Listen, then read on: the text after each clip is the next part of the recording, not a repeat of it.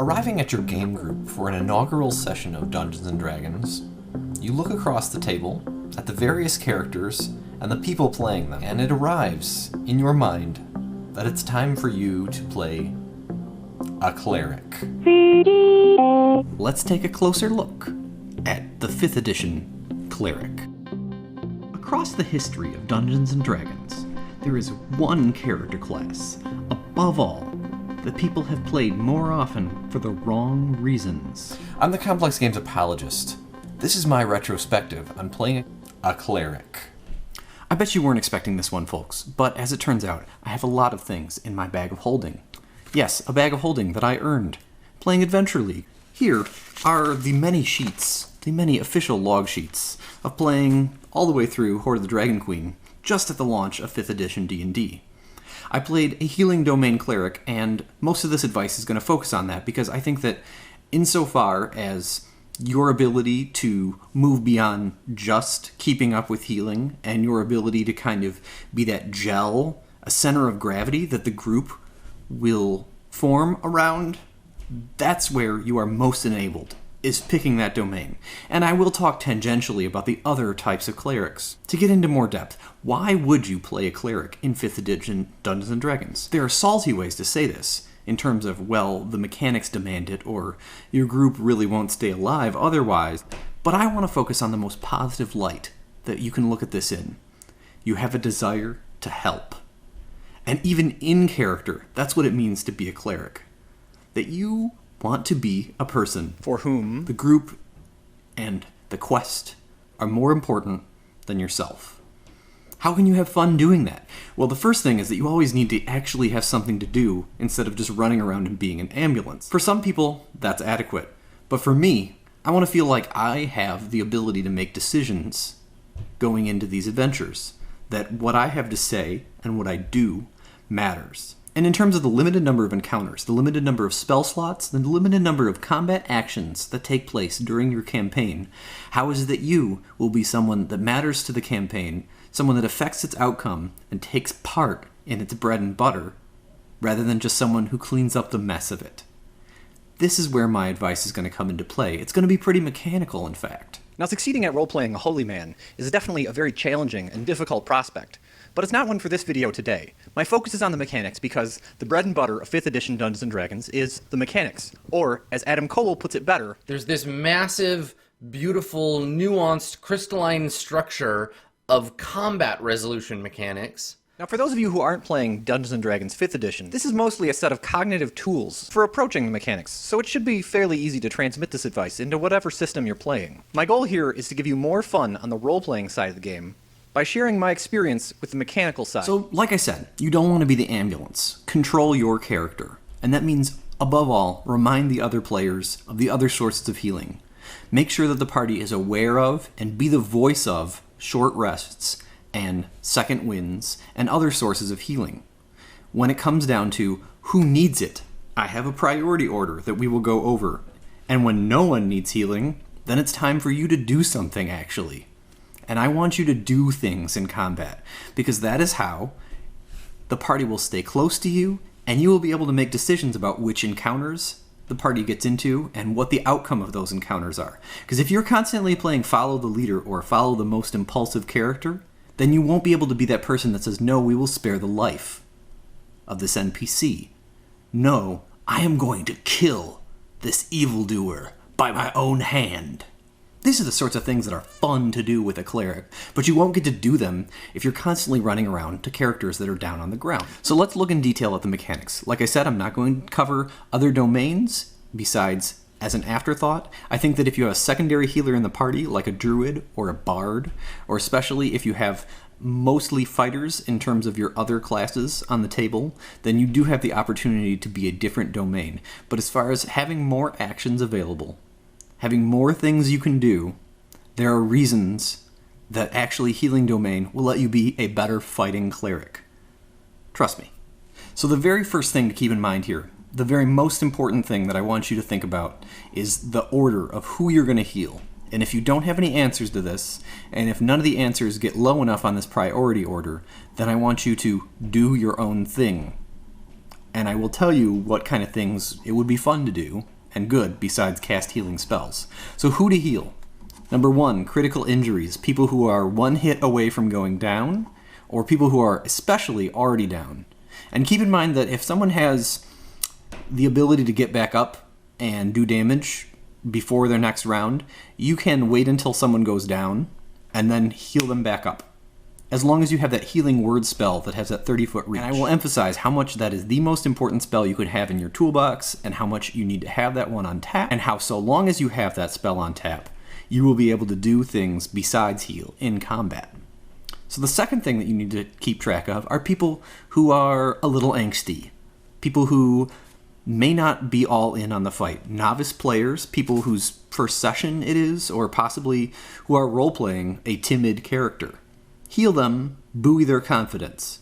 There are a number of ways to do this, but it's no loss and no skin off your back, especially in the non-boss fight encounters, if you cultivate the aura that you've got their back. When it comes down to the big fights where you want to be a hero, maybe they're going to have the courage to not be begging for your healing later. The next order of priority is anyone who's holding the front line of the party, who's holding back a high damage per round monster, but doesn't have their own healing resources. Particularly, what I would point out here is that the fighter has the second wind, and you should almost always let the fighter pop his own second wind, and prefer people like rogues, barbarians, rangers, and of course not paladins because they can lay on hands themselves. And these are the people that you want to keep in the fight. And perhaps most importantly, you want to keep up anyone else who's a secondary healer, especially when you are under threat and taking hit points. If there's another healer in the party, you want to make sure that they are conscious as well, because once healers become unconscious, that's when you start getting into attrition. So the biggest piece of advice that I have, and this is a role-playing piece of advice, is to establish a way of communicating about HP that both your party, your players, and your game master are okay with.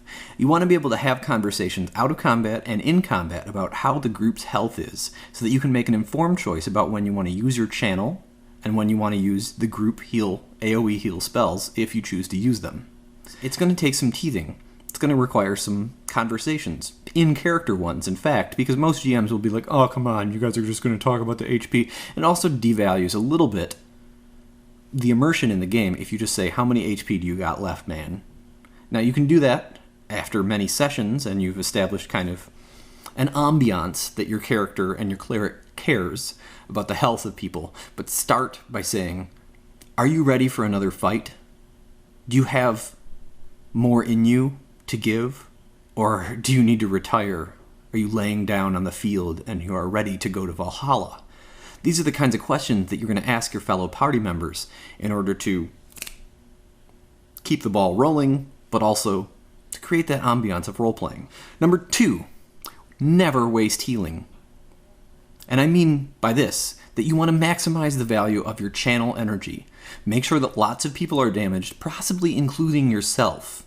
And one of the hot tips that I have, a little side note, is that sometimes it makes sense to get in there and engage an opponent, to tie them up so that they can't go fight a squishier character, so that you will take some damage and your channel will help you out too as well. And what I mean by this is that you can walk into the combat, and often your attack won't be good enough to really penetrate their defenses, so you can walk in, use a dodge, and then let your spiritual weapon go swinging around. Number 3, take time to learn and recognize which spells are more powerful. This is especially true of non-combat spells, but like I said, Healing Word is always going to be better than Cure Light Wounds because it has that range. It's a bonus action, so you still get to do something on your turn. And then, above all, you also are not going to waste that time trying to get to someone, disengaging from the fight that you're in. You're going to feel liberated to get into hand-to-hand fights.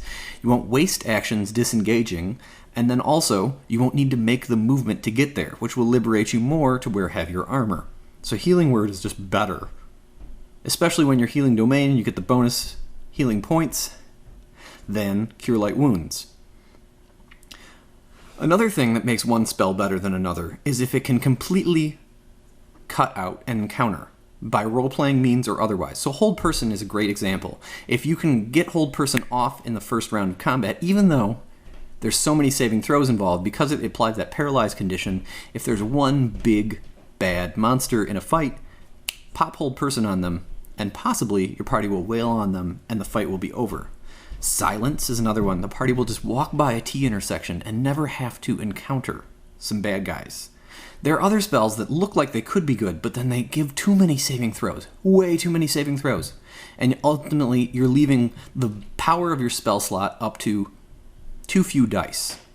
My biggest, saddest example of this is Blindness and Deafness. Great spell, yet not really any better than Command, a first level spell, because you're going to neutralize someone for one round, possibly be able to get something done. Again, you're going to have to develop this for yourself, because the content of your campaign, the kind of monsters that your GM is going to have you fighting, is going to vary based on kind of what story you're in.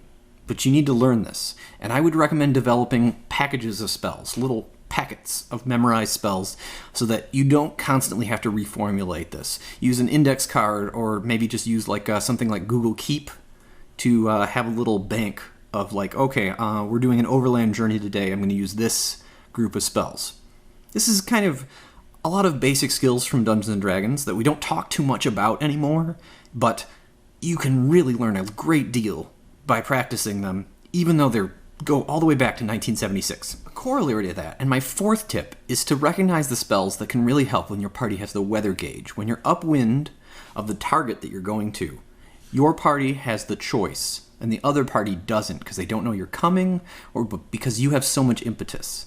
There are spells like Clairvoyance and Clairaudience. There are spells like Aid, where you can buff all the fighters in the party. And these are things, especially in even Augury, they can give you the answer so that you can make an informed choice and avoid encounters or get the upper hand. So much upper hand in encounters that the party's going to keep on going. And more encounters per day means more questing, more feeling of success, and ultimately a more successful game. And the GM will be happy about this too, as long as it doesn't feel like the party is skating. Don't worry about that. That's his job. So the fifth thing, and this is something that's a role-playing side piece of advice, is be humble. Don't let your cleric boss people around. Let people respect your ability to save their life. Show them that you get in there and toe-to-toe with opponents, that you are not just an ambulance, that you are a brave frontline guy with your mace and your shield, and you will have earned the ability to be a center of gravity in the party.